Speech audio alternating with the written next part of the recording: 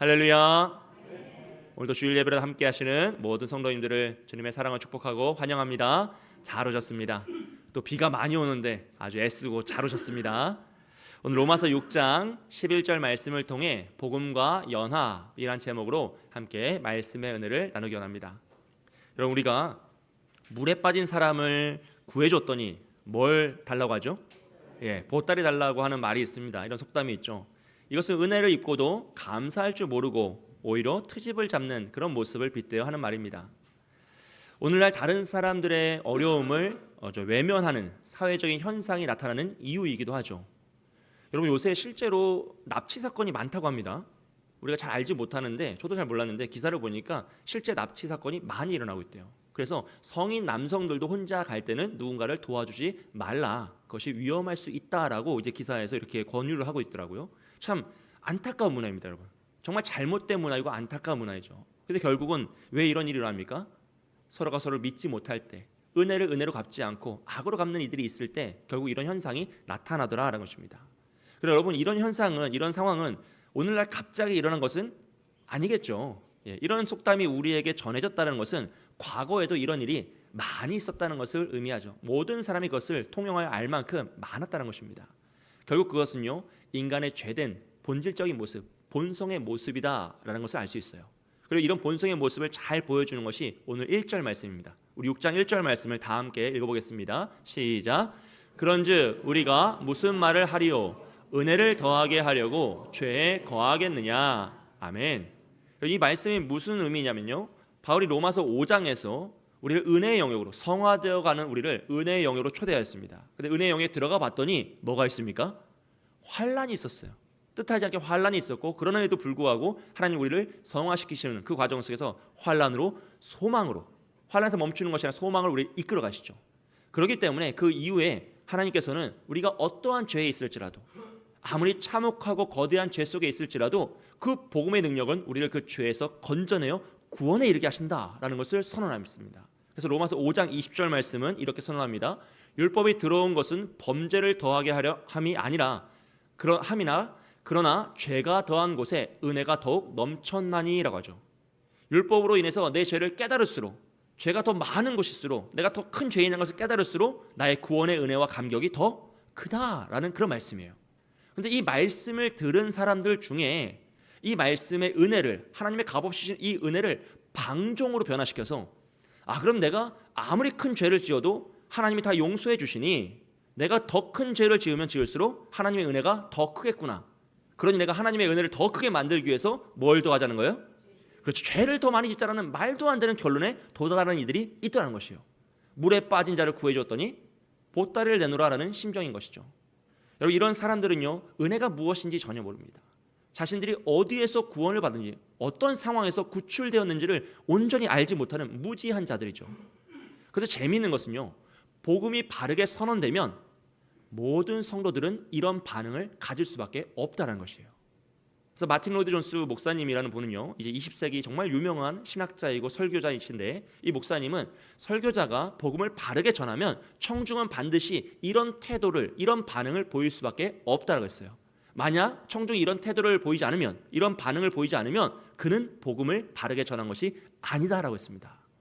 왜냐하면 죄인된 우리는 이 값없이 은혜를 주시는 이 복음을 들을 때 이것을 이해할 수도 없고요, 받아들일 수도 없고 믿을 수도 없는 존재이기 때문이에요. 왜냐하면 우리는 값없이라는 개념을 용납할 수가 없거든요. 우리는 스스로 하나님 되어서 값을 치루어서 내 것으로 만드는 것을 기뻐하지, 누군가 값없이 공짜로 아파트를 주면 가져요, 안 가져요? 안 갔잖아요. 내 돈 주고 사는 게 더 기쁘잖아요. 우리는 그런 자라는 거예요. 그렇기 때문에 우리는 결코 이 은혜를, 값없이 주어진 은혜라는 것을 이해할 수도 없다는 것입니다. 그래서 하나님께서 값없이 우리에게 은혜를 주셨다, 우리를 구원하셨다라는 이 복음의 메시지를 들으면 사람들은 그러면 이제 내가 마음대로 살아도 되겠구나, 내 마음대로 살아도 하나님 다 구원하시니 마음대로 살아도 되겠구나라는 그런 결론에 도달한다는 것이죠. 그런데 이 반응이 특정 소수의 몰지각한 사람들만의 문제가 아니라 모든 사람들의 보편적인 반응이라는 것이에요. 그럼 우리도 다 이 반응 속에 있는 것이죠. 물론 아닌 척하지만 우리도 결국 그 속에 포함된 자들입니다.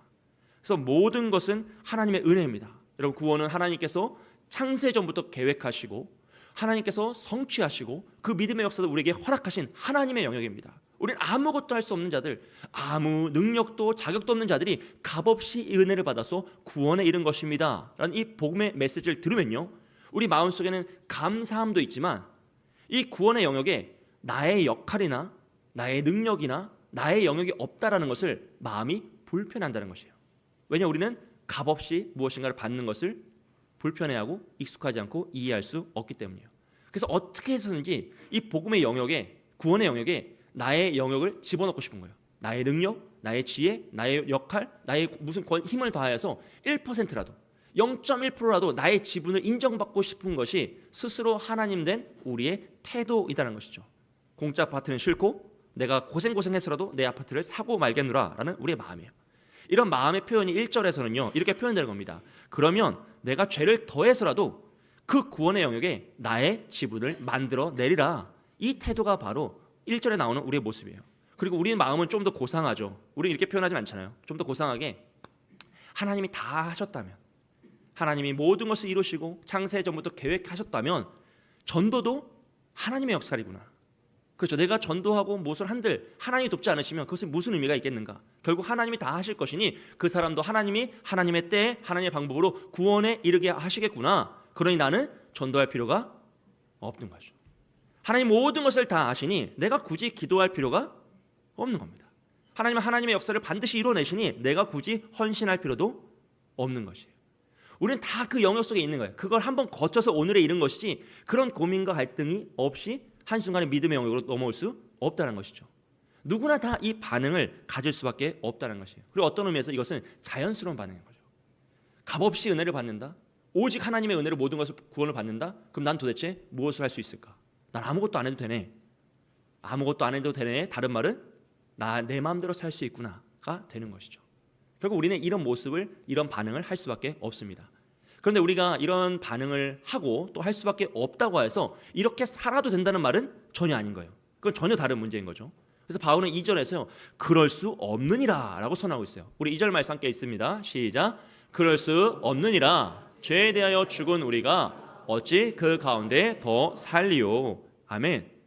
즉 우리가 무지하여서 이 값없는 은혜를 이해하지 못하여서 살아갈 수는 있지만 그렇다고 해서 여전히 죄에 속한 자로 죄를 지으며 살아가서는 안 된다는 것이에요.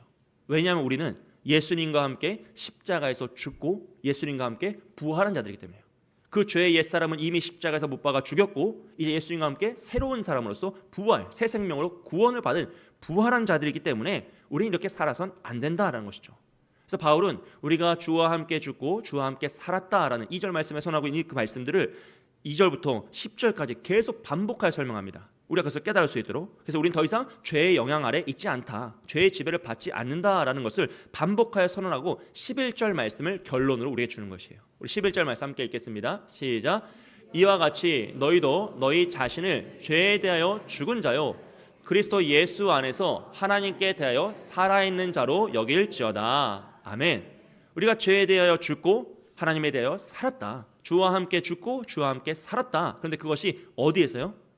그리스도 예수 안에서요. 이게 제일 중요한 거예요. 우리가 구원의 영역에서 나의 지분을 어떻게든 1%라도 조금이라도 구원하려고 얻으려고 인정받으려고 아둥바둥대는 그런 무지한 삶을 살지 않고 온전한 구원의 은혜를 만끽하기 위해서는 우린 그리스도와의 그 연합을 이해해야 돼요. 그리스도 예수 안에 있는 것이 연합인데 이 연합을 이해할 때만 우리는 온전한 구원의 은혜로 넘어갈 수 있어요. 이 연합이란 단어는 함께 자라나다 아니면 결합되었다라는 뜻입니다. 그러니까 참 감람나무에 돌 감람나무 가지를 접붙여서 그것을 꽁꽁 묶어서 이제는 이 두 개가 하나가 된 게 거예요. 나무와 가지가 하나가 되어서 꽁꽁 묶여있기 때문에 이 둘은 나누어질 수 없고 이제는 본질적인 연결, 생명적인 연결의 상태에 이른 것을 바로 연합이라고 합니다. 즉 우리가 예수님에게 접붙임 바 되어서 꽁꽁 묶여있기 때문에 그 누구도 떼어낼 수 없고 우린 예수님과 하나 되어서 함께 죽고 함께 살아나는 그 상태, 예수 그리스도 안에 있는 그 연합의 상태를 의미하는 것이죠. 그래서 바울은요 로마서 6장 5절에서 이렇게 이야기합니다. 만일 우리가 그의 죽으심과 같은 모양으로 연합한 자가 되었으면 또한 그의 부활과 같은 모양으로 연합한 자도 되리라 그랬어요. 죽으심과 부활이 함께 연합하여 이루어진다는 것이죠. 그래서 그걸 연합했다라는 표현을 우리가 조금 더 쉽게 설명하기 위해서 세례라는 것을, 우리가 봤던 그 세례를 예로 들면 설명해요. 3절과 4절 말씀 우리 다 함께 읽겠습니다. 시작. 무릇 그리스도 예수와 합하여 세례를 받은 우리는 그의 죽으심과 합하여 세례를 받은 줄을 알지 못하느냐. 그러므로 우리가 그의 죽으심과 합하여 세례를 받음으로 그와 함께 장사되었나니 이는 아버지의 영광으로 말미암아 그리스도를 죽은 자 가운데서 살리신 것 같이 우리로 또한 새 생명 가운데서 행하게 하려 함이라. 아멘. 여러분, 지금 바울이 무슨 말을 계속 반복하고 있습니까? 우리가 그리스도와 함께 죽었고 다시 살아났다. 우린 예수와 함께 십자가에 못 박혀 죽었고 다시 살아났다라는 것을 계속하여 반복하고 있어요. 그리고 세례가 바로 그것을 믿는 믿음의 행위라는 것이죠. 우리가 그것을 믿음으로 고백할 때 우리는 세례를 받고 그 세례는 우리에게 표징이 된다는 것입니다. 6절부터 8절까지 말씀은요, 이렇게 설명합니다. 우리가 알거니와 우리 옛사람이 예수와 함께 십자가에 못 박힌 것은 죄의 몸이 죽어 다시는 우리가 죄에게 종노릇하지 아니하려 함이니 이는 죽은 자가 죄에서 벗어나 의롭다 하심을 얻었습니다. 만일 우리가 그리스도와 함께 죽었으면 또한 그와 함께 살 줄을 믿노니. 아멘. 또 반복하고 있죠. 우리가 주와 함께 죽었고 주와 함께 살았다. 완전히 새로운 존재로 나타났다는 것이죠. 이렇게 우리가 예수님과 함께 죽고 살아날 수 있는 비결은 바로 예수님과의 연합에 있습니다. 예수님에게 우리가 꽁꽁 묶여있기 때문에 우리가 예수님의 죽음을 실타라고 거부할 수 없어요. 뛰쳐나갈 수 없어요. 또 주님이 부활하실 때 우리가 함께 부활하는 것을 아무도 막을 수 없어요. 그래서 우리는 예수님과 함께 죽고 예수님과 함께 살합니다. 우리가 하는 것은 아무것도 없죠. 그냥 접붙임 바 되듯이 예수님에게 연합해서 꽁꽁 묶여 있으면, 꼭 붙잡고 있으면 예수님께서 우리를 죽음에서 건지심의 그 역사가 임한다는 것이죠. 여러분, 이것이 바로 복음입니다. 여러분, 복음은 단순히 예수님이 나를 위하여 죽으셨습니다, 예수님 나를 위하여 다시 살아나셨습니다가 아니라 내가 예수님과 함께 죽었고 내가 예수님과 함께 살아났습니다라는 믿음의 고백이에요. 할렐루야. 여기에서 내가 한 것은 아무것도 없어요. 오직 값없이 주신 그 은혜로 우리가 주님과 연합하여서 꼭 접붙임화 되어서 하나님의 사랑으로 꽁꽁 묶어 놓으셨기 때문에 나는 아무것도 한 게 없이 오직 죽음에도 이루고 구원에도 이르는 하나님의 역사가 우리 안에 있더라는 것입니다. 여러분, 이것을 믿는 자를 성도라고 하죠. 신자라고 합니다. 그 사실을 믿음으로 고백하는 행위가 바로 세례입니다. 그럼 우리 중에는 물론 나는 이 정도는 아니다라고 생각하시는 분들 계실 수 있어요. 이제 물론 또 유아 세례 받으신 분들은 뭐 내가 선택한 것도 아니고 이제 세례라는 것이 정말 이런 거냐, 내가 세례 받을 때 이 정도는 설명하지 않았다라고 생각할 수 있습니다. 또 우리 마음속에는 내가 정말 예수님과 함께 죽고 살아나는가 라는 고민을 하게 되죠. 나는 그런 체험을 한 적도 없고 그런 믿음의 확신이나 어떤 감정적인 느낌을 가진 적이 없다라고 생각할 수도 있어요. 근데 그것은 여러분, 우리가 믿음을 너무 감정적으로 체험적으로 생각하기 때문입니다. 우리 11절 말씀 다시 한번 보시면요, 이와 같이 너희도 너희 자신을 죄에 대하여 죽은 자요 그래서 예수 안에서 하나님께 대하여 살아있는 자로 뭐하러 갑니까? 여길지어다. 체험할지어다, 느낄지어다, 확신할지어다가 아니라 여길지어다라고 있어요. 이 여길지어다라는 단어는요, 계산하다는 뜻이에요. 확정하다는 뜻입니다. 그러니까 계산해 보라는 거예요. 이미 우리의 체험이나 우리의 감정에 의한 추측성 그런 확신이 아니라 하나님께서 이미 이루어 놓으신 그 사건을 가지고 카운트해 보라, 계산을 해봐라. 이것이 맞나 틀리나 너의 삶에서, 너의 인생에서 반추하면서 한번 계산을 해보라는 것이에요. 그러니 뭐 하는 것입니까? 이제 그 사실을 믿으라는 것입니다. 우리에게 확신이 없어도, 우리에게 체험이 없어도, 감정적인 동요가 없어도 이 이미 역사적으로 일어난 사실, 법적 용어로 우리에게 선언된 그 사실을 믿으라라고 명령하는 것이에요. 그래서 바울은 명령을 쓰고 있어요. 즉 1절부터 10절까지 계속 반복되었던 우리가 주와 함께 죽고 주와 함께 살았다, 우리의 옛사람 죄인은 다 죽었고 이제 우리는 의인으로서 하나님 안에서 의의 면류관을 가진 자로 살아났다라는 것을 믿으라는 것입니다. 우리 안에 체험이나 감정을 따라가는 것이 아니라 오직 이 객관적인 사실, 주님께서 이미 이루어 놓으신 그 모든 것을 계산하여 보고 그것을 믿으라는 것이죠. 여러분, 그래서 우리가 구원의 은혜를 바르게 풍성하게 누리는 이 비결은요, 첫째로 우리가 정말 죄에서 완전히 벗어난 자라는 거예요. 죄와 완전히 단절되어 있고 나는 죄에서 죽은 자다라는 것을 믿는 그 믿음의 시작입니다. 그 정체성을 갖는 거예요. 근데 문제는 우리가 그 믿음의 정체성이 약할 때가 있다는 거예요. 때로는 잃어버릴 때가 있다는 거죠. 내가 정말 죄에서 끊어진 자인가, 죄에서 자유한 자인가를 놓쳐버릴 때가 있다는 거예요. 그럼 어떤 일이 일어나냐? 그럼 미국에서 남북 전쟁 이후에 노예 해방령이 선언됐습니다. 그래서 법적으로 모든 노예는 다 이제 자유인이 되었어요. 하지만 수많은 유색인들이, 그 흑인들은 옛 주인의 명령을 따르며 죽을 때까지 살았어요. 왜냐하면 그들은 자유인이었지만 스스로 노예라고 생각했기 때문이에요. 그래서 자유를 얻었음에도 불구하고 노예로 살아가다 죽음에 이릅니다. 여러분, 과거 이제 로마 시대나 고대 문헌을 보면요, 다른 사람을 생명을 빼앗은 이제 살인자에게 이제 죽음의 형벌을 내릴 때 그 살인자가 자신이 죽인 시체와 그 살인자를 묶어서 산채로 무덤에 묻는 형벌이 있었어요. 정말 참혹한 형벌이죠. 즉 자신이 죽인 시체와 함께 썩어가면 그 죽음을 체험하라는 것이에요. 그 정말 이제 참혹한 이제 형벌입니다. 근데 결국 여러분, 이 모습이 오늘 우리가 그리스도와 연합된 자가 되어서 이미 옛사람은 끊어졌고 십자가에서 죽었고 이제 완전히 새로운 사람임에도 불구하고 우리가 여전히 죄에 매인 사람처럼 살아갈 때 살아가는 모습이 바로 이것이라는 거예요. 자유인이 되었으나 노예로 살고, 이미 그리스도와 연합되어 나는 주님께 꽁꽁 묶여있는 자인데 스스로 옛사람 죄된 몸을 내 몸에 묶어서 함께 썩어가고자 하는 그런 모습이 바로 오늘 우리의 무지한 미련함의 모습일 수 있다는 것입니다. 여러분, 그래서요, 우리는 예수님과 함께 죽고 완전히 죽고 죽었음에도 불구하고 여전히 죄의 유혹을 받습니까? 안 받습니까? 받아요. 죄의 그 유혹에 빠질 때가 있고 굴복할 때가 있다는 것이죠. 여러분, 꼭 기억하셔야 될 게, 그것은 그 죄가 여전히 왕노릇하고 힘이 있어서 우리가 빠지는 것이 아니라 우리가 자유하다는 그 정체성을 온전히 갖지 못했기 때문에 빠진다는 거예요. 죄는 더 이상 능력이 없습니다. 죄는 우리의 지배자가 아닙니다. 할렐루야. 우리는 이미 죄에서 자유한 자이고 죄에서 완전히 죽은 자예요. 그런데 내가 그것을 깨닫지 못할 때, 마음 깊이 인정하지 못할 때 우리는 여전히 죄에 넘어지고 유혹에 빠지며 같은 일을 반복한다는 것이죠. 그러면 우리는 그 무엇보다 내가 죄에서 완전히 자유해진다라는 그 사실을 믿으셔야 되고 인정하셔야 되고 선언하셔야 돼요. 할렐루야. 사랑하는 여러분, 우리는 이미 죄에서 자유한 자임을, 죄에서 완전히 죽은 자임을 믿습니다. 예수님과 함께 십자가에서 우린 죽음으로 우리의 옛사람, 죄의 사람은 다 죽었습니다. 그러므로 이 죄를 사랑하던 옛사람의 능력은 우리를 지배하지 못합니다. 지금까지 내 마음대로 살고 나를 최우선으로 살고 내 목적을 위해서 다른 사람을 수단화 여기며 내 마음대로 살던 그 인생이 더 이상 나를 지배하지 못하는 거예요. 문제가 생기면 자포자기하고 포기하고 도망치고, 또 이제는 선과 악이 무엇인지 구별하지 못한 채 헛되게 살았던 그 인생들이, 그 옛사람의 모습이 나에게 영향을 줄 수 없게 된 것입니다. 왜냐하면 그 옛사람은 이미 십자가에 못 박혀 죽었기 때문이죠. 여러분, 이 사실을 믿을 때 우리는 더 이상 이 죄에서 얽매이는 삶이 아니라 완전한 자유의 삶, 완전한 해방의 삶을 사는 거죠. 바울은 이것을 우리에게 깊이 설명하기 위해서요, 이 단절된 모습을 죽음으로 표현하는 것이에요. 아주 강력한 단어, 거친 단어를 쓰고 있죠. 여러분, 죽음이란 것은 완전한 단절을 의미합니다.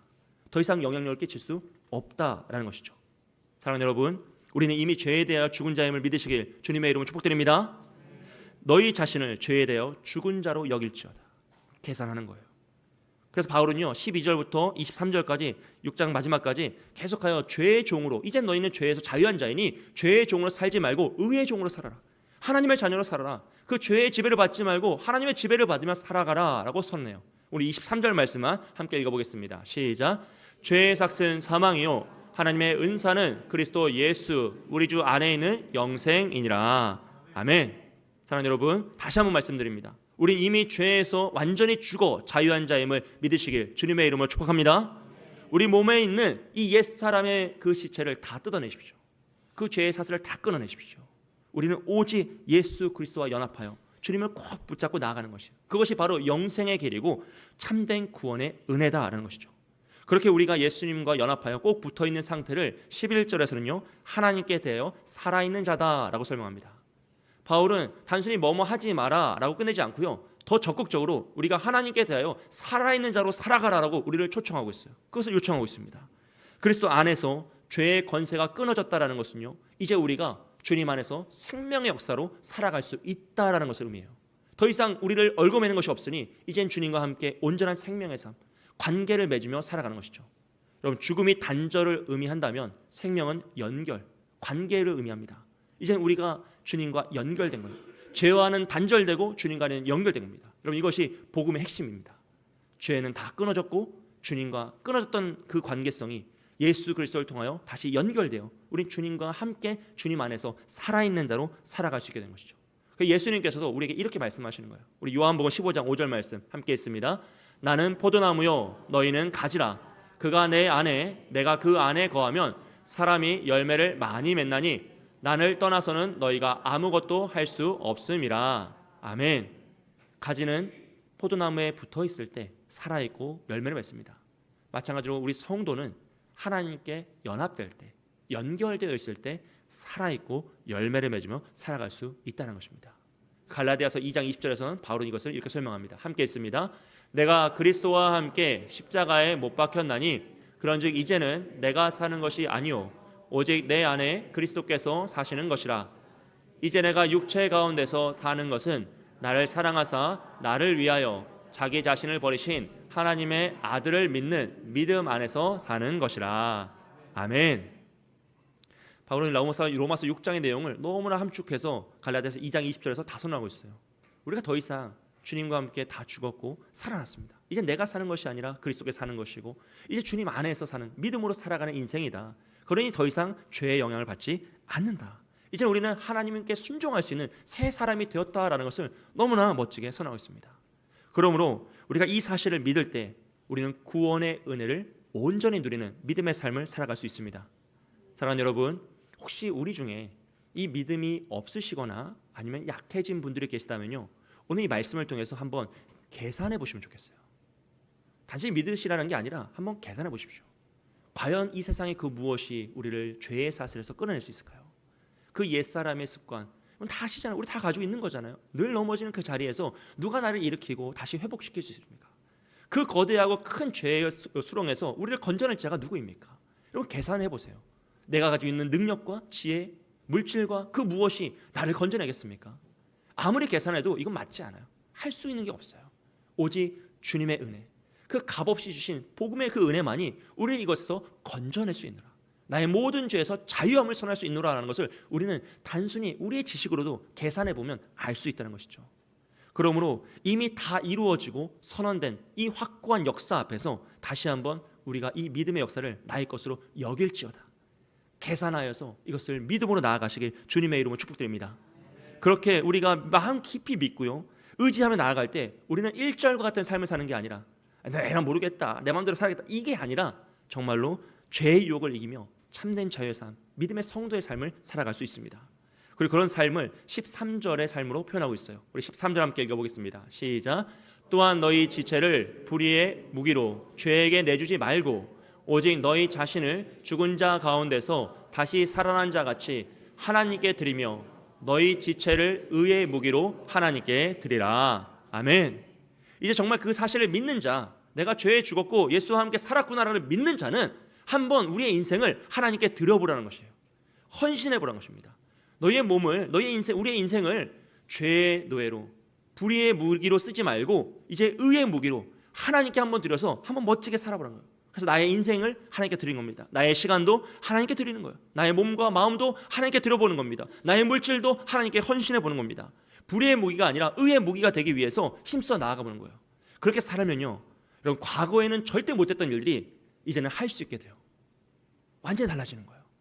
내 힘으로 어떻게 한번 해보려고 발버둥 쳤던 정말 안 됐던 그 일들이 너무나 손쉽게 이 죄에서 끊어졌고 난 주와 함께 사노라는 그 인생을 드릴 때 너무나 쉽게 변화된 역사가 일어나는 것이죠. 왜냐하면 우린 정말 죄에서 죽고 주와 함께 살아난 새로운 삶을 살기 때문입니다. 이건 체험이나 느낌이 아닙니다. 오직 믿음으로 그 일을 감당하면 나는 것이에요. 우리가 옛날에 이런 믿음이 약할 때는요, 이제 헌금을 할 때도 헌금하려 지갑 딱 열었는데 5만 원짜리만 있으면 깜짝 놀라잖아요. 뭐 저만 그런 것처럼 생각하시지만, 우리 다 당황하는, 살짝 주춤하는 게 있어요. 1만 원짜리가 왜 없지? 하면서 주춤한단 말이에요. 근데 이것이 믿음으로 내가 거듭남을 깨달으면요, 무엇인지 기쁨으로 드릴 수 있다는 거예요. 그 순간, 짧은 순간 당황하지 않고 내 모든 것을 하나님께 감사함으로 드릴 수 있는 태도가 된 것입니다. 그럼 시간도 마찬가지입니다. 우리가 믿음으로 거듭남을 알면 내 시간이 아무리 바빠도요, 하나님께 드릴 시간이 있습니다. 근데 그것이 없고 내 옛사람이 여전히 살아있으면요, 너무 바빠서 하나님께 드릴 시간이 없어요. 이건 물질의 많고 적음, 시간의 많고 적음이 아니에요. 믿음의 태도이죠. 물질이 아무리 많아도 우리의 그 믿음이 없으면 너무나 드릴 것이 없는 것이고, 물질이 부족해도 내가 그 믿음이 있으면 두 렙돈의 가부처럼 감사함으로 드릴 것이 있어요. 내 몸과 마음도 마찬가지입니다. 우리가 믿음이 없으면요, 내 사는 인생이 너무 바빠서 좀 분주해서 무엇인가 집중할 수도 없고 쫓기는 삶을 살다 보니 하나님께 무엇인가 드릴 수가 없어요. 근데 우리가 거듭남을 알면, 새롭게 살았다, 내가 생명이 새롭게 얻었구나 하는 것을 알면 우리의 몸과 마음을 아무리 바빠도 아무리 힘들어도 하나님 위하여 드릴 수 있는 태도를 갖게 되는 것입니다. 사랑하는 여러분, 바라기는 한번 믿음으로 선포하시고 그 헌신으로 나아가시길 주님의 이름으로 축복드립니다. 물을 무서워하는 아이들이 수영장에 한번 풍덩하고 뛰어들면, 물을 좋아하게 되면 기쁘고 즐겁게 물장구를 치잖아요. 마찬가지예요. 헌신이라는 것은 안 하면 평생 못해요. 근데 한번 믿음으로 선포하고 뛰어들어 보면, 아, 이것이 참된 인생이구나, 이것이 참된 기쁨이구나, 하나님이 주시는 은혜이구나 체험하게 되면 우린 그곳에서 벗어나지 못해요. 너무 기쁘고 그 무엇을 살 수 없는, 계산하여 봤더니 이것을 어디서 살 수 없는 것을 깨닫게 되는 것이죠. 여러분, 한번 달려가 보십시오. 어차피 사는 인생 정말 주를 위하여 한번 헌신해보고 내 모든 것을 바쳐보고 나의 시간과 물질과 몸과 마음을 하나님께 내어 던져보십시오. 그때 우리는 정말로 새롭게 살아난 인생이 무엇인지, 새롭게 얻은 생명이 무엇인지 그 은혜를 체험하며 살 수 있습니다. 할렐루야. 지금까지 못했던 것을 할 수 있어요. 명절을 맞아서 복음을 전하십시오. 지금까지는 감히 두려워서 기도도 못하고 잘 감당하지 못했던 것들을 한번 확신으로 선언하고 하나님께 맡기고 나아가면 하나님께서 우리의 입술을 여시고 상황을 만드시고 구원의 역사로 이끄실 줄 우리가 어찌 알겠습니까? 우리가 오직 믿음으로 선언하면서 나아갈 때 하나님께서 우리를 사용하실 줄 믿습니다. 사랑하는 여러분, 은혜의 복음을 깨달은 사람은요, 죄의 두려움, 죄의 무서움을 알기 때문에 다시 그 죄로 돌아가지 않으려는 저항력 같습니다. 그래서 죄를 거부하게 되고 죄를 두려워하게 되고 죄를 싫어하게 돼요. 이것이 첫째로 이 값없이 은혜를 받은 자의 특징입니다.